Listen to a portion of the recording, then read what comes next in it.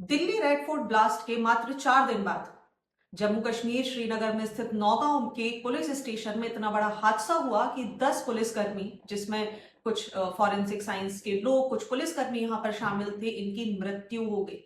यह हादसा इतना खतरनाक था कि इसमें 30 से भी ज्यादा लोग इंजर्ड हो चुके हैं।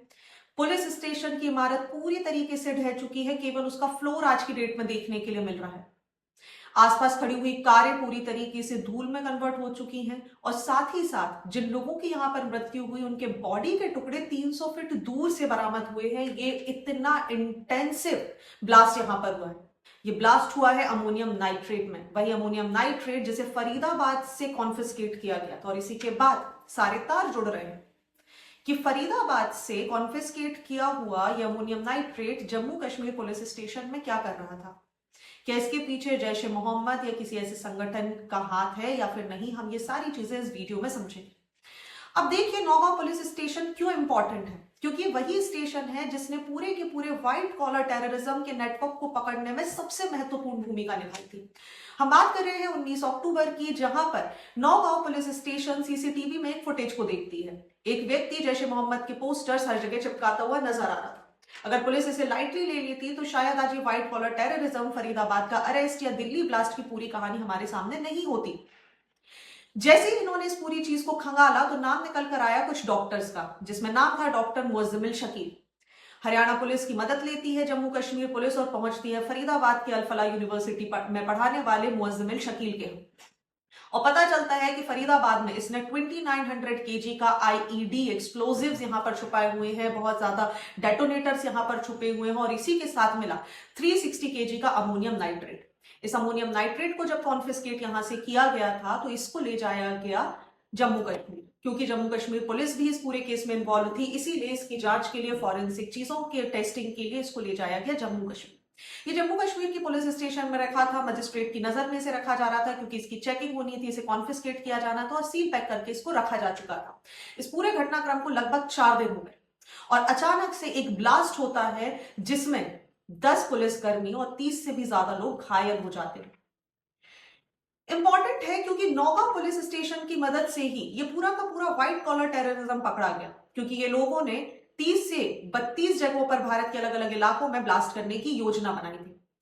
अब सोचिए, जब फरीदाबाद से 2900 केजी का आईईडी बरामद किया गया था तो उसके पीछे कितनी बड़ी साजिश रही होगी कि मात्र 360 केजी अमोनियम नाइट्रेट से अगर इतना बड़ा हादसा हो सकता है तो 2900 केजी के आईईडी से क्या क्या करने की प्लानिंग ये लोग बना रहे थे।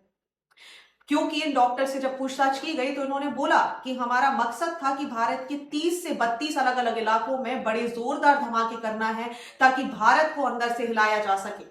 इन सभी की प्लानिंग थी क्योंकि सभी के तार जुड़े हुए थे जैश ए मोहम्मद से। तो अब एक सवाल उठकर आता है कि क्या जैश ए मोहम्मद इसके पीछे है। तो देखिए, जैश ए मोहम्मद और उसका एक प्रॉक्सी ग्रुप है जिसका नाम है पीपल्स एंटी फैसिस्ट फ्रंट। ये भी एक टेररिस्ट ऑर्गेनाइजेशन है, जैश ए मोहम्मद का प्रॉक्सी है। ये बिल्कुल बढ़ चढ़कर आगे आ जाते हैं और बोलते हैं कि ये जो ब्लास्ट हुआ है ये हमने करवाया है, हम बदला ले रहे थे। लेकिन जम्मू कश्मीर पुलिस ने इस पूरे के पूरे घटनाक्रम पे विराम लगा दिया और उन्होंने डिनाई कर दिए हैं सारे के सारे क्लेम जो कि इन टेररिस्ट ऑर्गेनाइजेशंस के द्वारा लिए जा रहे हैं। जम्मू कश्मीर पुलिस ने यह भी साफ तौर पर बताया कि यह घटनाक्रम हुआ क्योंकि मिस हैंडलिंग हुई, अमोनियम नाइट्रेट को सही तरीके से हैंडल नहीं किया गया और उसकी वजह से यह घटना, दुखद घटना यहां पर घटी है। अब जैश ए मोहम्मद या फिर पीएएफएफ की बात करें तो आपको लग रहा होगा कि ये यहां पर रिस्पॉन्सिबिलिटी लेने के लिए क्यों आए, क्योंकि अगर नौगांव, श्रीनगर, मतलब वो एरिया जिसको इंडिया कंट्रोल करता है, अगर वहां पर ऐसा कोई आतंकी घटना हो जाती है तो पाकिस्तान इन लोगों को बड़ा प्रेज करता है। ये पाकिस्तान के दुलारे बन जाते हैं और उन सारी कंट्रीज के दुलारे बन जाते हैं जो भारत में आतंक को पनाह देने की कोशिश करती है। तो इनका पैसा लगा नहीं एक, लेकिन इन्होंने बोला कि हम अवार्ड तो ले ही सकते हैं इस पूरे क्लेम की। इसी टाइम पे जम्मू कश्मीर पुलिस ने इस पूरे घटनाक्रम को नकार दिया कि इनका कोई भी इन्वॉल्वमेंट नहीं है। अब फरीदाबाद के साथ जुड़ा हुआ ये इंसिडेंट बहुत ही ज्यादा महत्वपूर्ण है क्योंकि यहां पर हमें समझना होगा the intensity of ammonium nitrate. Ammonium nitrate जिसे फर्टिलाइजर्स के रूप में भी इस्तेमाल किया जाता है, खदानों में ब्लास्ट के रूप में भी इस्तेमाल किया जाता है। और ऐसा नहीं है कि अमोनियम नाइट्रेट से कोई घटनाक्रम पहली बार हुआ हो। अमोनियम नाइट्रेट से होने वाले बहुत ज्यादा इंसिडेंट है जिन्हें पहले भी नोटिस किया जा चुका है। आप याद करिए, अमोनियम नाइट्रेट से होने वाला 1985 का दिल्ली सीरियल ब्लास्ट, इसमें भी अमोनियम नाइट्रेट का इस्तेमाल किया गया था। पुणे का सीरियल ब्लास्ट 2010 में, जिसमें भी अमोनियम नाइट्रेट का इस्तेमाल किया गया था। और हैदराबाद का 2007 ब्लास्ट, इसमें भी अमोनियम नाइट्रेट का इस्तेमाल किया गया था। अब सवाल उठता है कि आखिर अमोनियम नाइट्रेट को जब वहां पर ले जाया गया, जम्मू कश्मीर में रखा गया, तो उसमें ब्लास्ट कैसे हो गया? क्या यह संभव है कि एक रखे हुए अमोनियम नाइट्रेट में आसानी से ब्लास्ट हो सकता है?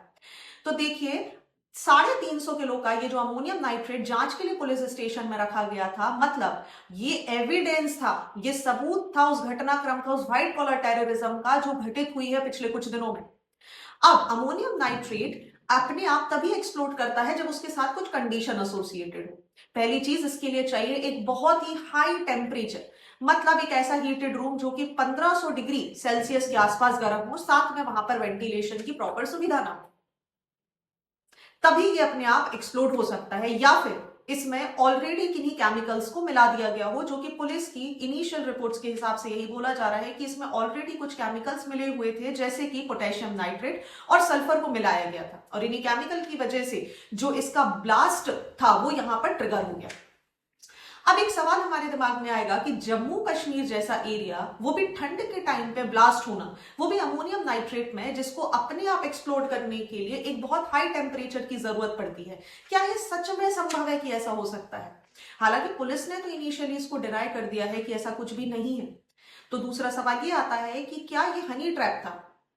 क्या जानबूझ के ऐसा कुछ किया गया था कि सारी चीजों को पकड़ा जाएगा और अमोनियम नाइट्रेट में पहले से ही पोटेशियम नाइट्रेट और सल्फर को मिक्स करके इसीलिए रखा गया था ताकि इसकी हीट को ट्रिगर किया जा सके? क्योंकि ठंड का समय है, जम्मू कश्मीर में इतनी ठंड नहीं पड़ती कि अपने आप ब्लास्ट हो जाए।